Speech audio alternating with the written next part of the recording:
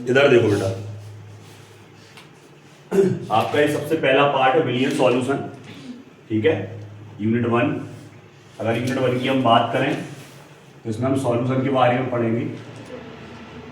इसमें से जो ओटियां आती हैं वो ज़्यादा कठिन नहीं आती, सिंपल आती हैं, बस आपको समझने की ज़रूरत है यूनिट 1 में कौन सी वस्तुनिष्ठ अभी तक पूछे गए और किस तरह से वस्तुनिष्ठ आते हैं। सबसे पहले यही से स्टार्ट करते हैं जहाँ से पार्ट था सॉल्यूशन।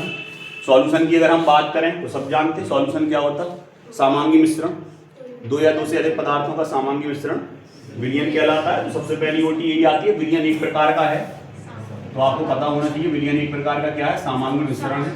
ये ओटी में पूछा जाता है बिल्कुल, और आई भी है, हम वही ओटी इसमें दोहराएंगे जो ओटियां आई हैं, और जैसे हमें याद है कि ये ओटियां आई हैं तो आपको भी याद होना चाहिए, ठीक है। आई थी ओटी, विलियन एक प्रकार का खाली स्थान होता है, सामांगी मिश्रण। अब बात करते हैं विलियन दो चीजों से मिलकर बना होता है, कम से कम दो तो होंगी उसमें, और इसमें एक होता है विलेय और एक होता है विलायक।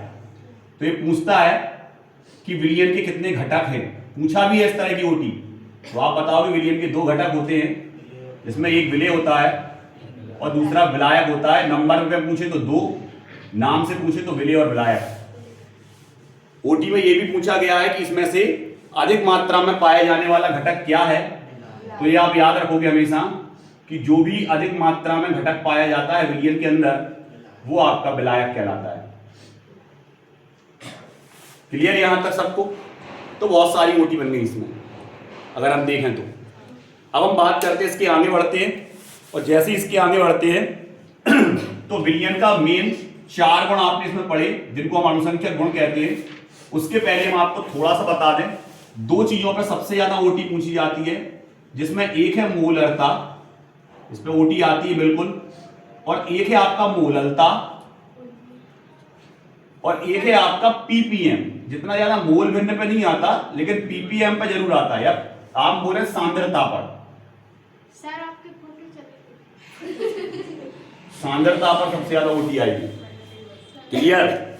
अब यहां अगर हम बात करें तो मोलरता को जो अपन प्रदर्शित करेंगे वो करेंगे कैपिटल एम से, मोलरता को प्रदर्शित करेंगे स्मॉल एम से। और अगर हम सांद्रता की बात करें तो सांद्रता जो आपकी होती है सी, इसमें हमेशा दो चीजों में हम मापते हैं, या तो पीपीएम में सांद्रता को मापा जाता है या प्रतिशतता में सांद्रता को मापा जाता है। क्लियर? तो यहां पर पीपीएम या प्रतिशतता, सांद्रता तो इसमें भी निकालेंगे हम विलियन की, लेकिन इसमें सांद्रता जब पर्टिकुलर पूछा जाता है तो पीपीएम, जिसका पावर होता है 10 की घात 6 गुणा हो जाता है इसका। ऊपर आता है विलेय का अवयव, नीचे आता है विलियन में उपस्थित संपूर्ण अवयव गुणा 10 की घात 6। ऊपर विलेय का अवयव, नीचे संपूर्ण विलियन में अवयव या घटक बोल सकते हो उन्हें। और इसमें प्रतिशतता में कितने का गुणा होता है? 100 का। ये ओटी में पूछा जाता है। अब इनमें से ओटी कैसे बनती सर? तो इनमें से ओटी बनती है 1 लीटर विलियन में उपस्थित विलेय के मोलों की संख्या खाली स्थान कहलाती है, 1 किलोग्राम विलायक में उपस्थित विलेय के मोलों की संख्या खाली स्थान कहलाती है। क्लियर? इसके बाद हम आगे बढ़ते हैं और एक और क्वेश्चन पे गौर करते हैं।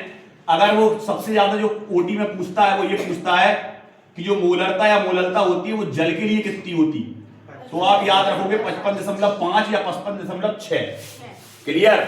वस्तुनिष्ठ में आता है, हमने पहले भी बोला कि हम आपको केवल और केवल वो ओटियां बता रहे हैं जो एग्जाम में पूछी गई हैं अभी तक। इसमें से एक भी ओटी ऐसी नहीं होगी जो ना पूछी गई हो। समझ रहे कि नहीं? अब यहां पर हम इसको खत्म करते हैं और आगे बढ़ते हैं, क्योंकि हमें पूरा चैप्टर कवर करना है अभी 5-10 मिनट में ही आगे समझना है। तो जैसे ही हम आगे बढ़े तो इसमें जो अगले आते हैं वो आते हैं आपके अणुसंख्यक गुण। परिभाषा में पूछता है, बिल्कुल पूछ लेता है कि विलियन के वे गुण जो विलेय के कणों की संख्या पर निर्भर करते हैं अणुसंख्यक गुण कहलाते हैं।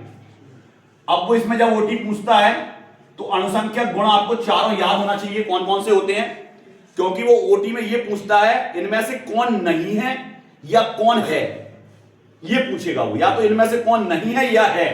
तो हमें अब चारों अणुसंख्यक गुण के नाम पता होंगे तो हम आसानी से छांट लेंगे कि इनमें से कौन नहीं है और कौन है।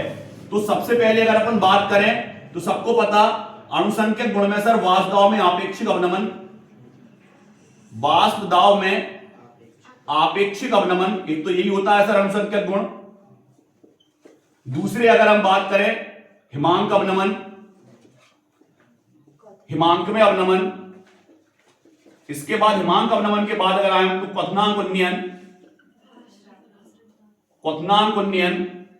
और क्वथनांक उन्नयन की अगर हम बात आए तो होता है आपका परासरण दाब। बिल्कुल बेटा, परासरण दाब। ये चारों अनुसंख्यक गुण हमें मौखिक याद होना चाहिए, क्योंकि हमने पहले ही बताया इनमें से जब ओटी आएगी तो वो ये पूछेगा इनमें से कौन है या कौन नहीं है। 4 देगा ऑप्शन में, एक पूछेगा। क्लियर।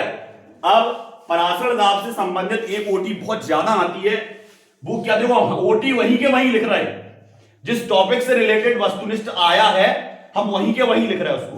परासरण दाब से संबंधित एक ओटी आई थी जिसमें वो ये पूछता है परासरण दाब का सूत्र, 4 सूत्र दिए थे, गड़बड़ सड़बड़ से थे, आपको सही करेक्ट वाला देखना था कि सही सूत्र कौन सा है। तो पाई बराबर उसमें था an/v/r/t, ये आपका सही सूत्र था। और इस तरह के सूत्र बनाना आपको आता है। पहले तो होता है पाई v बराबर nrt, v को नीचे ले जाते हैं तो हो जाता है पाई nv/rt। हो सकता है इसकी जगह वो आपको पाई बराबर crt पूछ ले, तो हमें पता है n/v की जगह c आता है। तो इस तरह की होती। अब बात करते हैं हम क्वथनांक उन्नयन की बात। अगर वो ये पूछे आपसे कि डेल टी बी की बात कर रहा हो, समानुपाती में कौन है एम, और अगर वो पूछे क्वथनांक उन्नयन किसके अणुओं की संख्या पर निर्भर करता है, किसके मोलों की संख्या पर निर्भर करता है, तो ध्यान रखना ये चारों ऐसी गुण हैं जो केवल और केवल एक चीज पर निर्भर करते हैं, और वो चीज है आपकी विलेय के मोल। विलेय के मोल, ये सभी गुण विलेय के मोलों की संख्या पर ही निर्भर करते हैं। कोई भी मोल, कोई भी आपका गुण हो इनमें से, वो सब आपके विलेय के मोलों की संख्या पर निर्भर करेंगे। ये ध्यान रखना है आपको। अब बात करते हैं परासरण दाब से संबंधित एक और वस्तुनिष्ठ आया था, वो कभी कभी पूछ लेता है, 4 ऑप्शन देता है, 1 2 3 4, चारों सूत्र लिखे होते हैं, और वो ये पूछ लेता है इनमें से किस कई विलयन का परासरण दाब सर्वाधिक होगा। तो आपको ये देखना है उसमें कि किसके आयन ज्यादा टूट रहे। जैसे हम बात करें NaCl की, तो NaCl केवल और केवल 2 चीजों में टूटता है बेटा, Na पॉजिटिव और Cl नेगेटिव। क्लियर। इसी तरह अगर हम MgCl2 की बात करें तो MgCl2 2 चीजों में टूटेगा, एक तो Mg पे बनेगा डाई पॉजिटिव और 2 Cl नेगेटिव बनेंगे, इससे Cl नेगेटिव Cl नेगेटिव।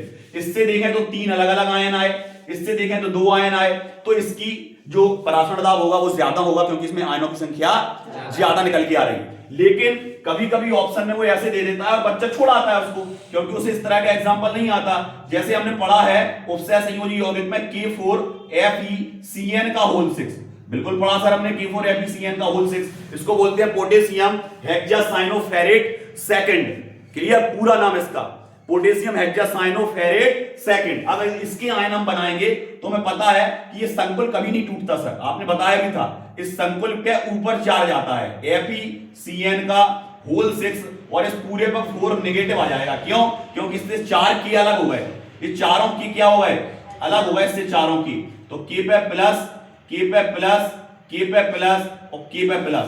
तो अगर ये आता है, ये आता है, ये आता है, तो सर्वाधिक अनुसंख्यक गुण इसका होगा, क्योंकि 5 आयन दे रहा, 1 2 3 4, एक कॉमन आयन 5। क्लियर। तो इस तरह का परासरण दाब से संबंधित कोई भी क्वेश्चन आता है तो आप छोड़ के नहीं आओगे एग्जाम में। क्लियर। अब आगे बढ़ते हैं। जैसे ही हम आगे बढ़े और हमने सबसे पहले पहुंचे हम हेनरी नियम पे। अब हेनरी नियम क्या है, तो सबको पता है हेनरी नियम क्या होता है सर विलेय के ऊपर विलयन की ऊपर वाली सतह पर विलेय के अणुओं द्वारा, विलेय के अणुओं की वाष्प द्वारा डाला गया दाब। आ गया समझ में, वो उसकी विलेयता के समानुपाती होता है। किसकी? गैस की विलेयता के समानुपाती होता है। तो अगर हम बात करें हेनरी नियम की, तो हेनरी नियम में आपने पढ़ा है कि अगर हम विलेय की मात्रा क्या ले लें, x। क्लियर। और वो किसके समानुपाती है, p।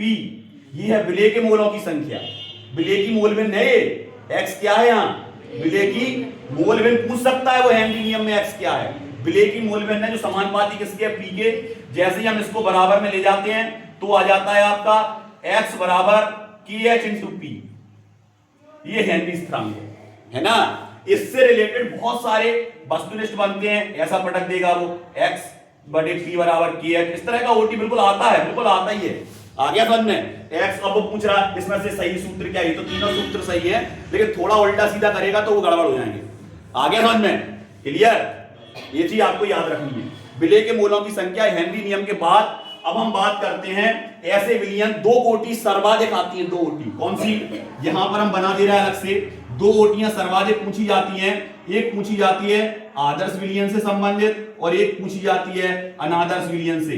तो इस तरह की ओटी जब भी आएंगी तो या तो एक शब्द उत्तर दो उसमें आएंगी या खाली स्थान में आएंगी। क्लियर? क्योंकि इसमें पूरा वो बनेगा, पूरा भाषा बनेगी। जहां भाषा बनती है वहां पर आपका एक शब्द बनेगा, एक शब्द में उत्तर दो या खाली स्थान बन जाता है। फिर उसमें तो वो पूछता है वे विलयन जो सभी सांद्रता व ताप पर राउल्ट के नियम का पालन करते हैं खाली स्थान कहलाते हैं आदर्श विलयन। वे विलयन जो सभी सांद्रता ताप पर राउल्ट के नियम का पालन नहीं करते खाली स्थान कहलाते हैं अनादर्श विलयन। हो सकता है वो पूरा दे फिर एक शब्द में पूछे तो उत्तर यही निकलेंगे आदर्श और अनादर्श विलयन।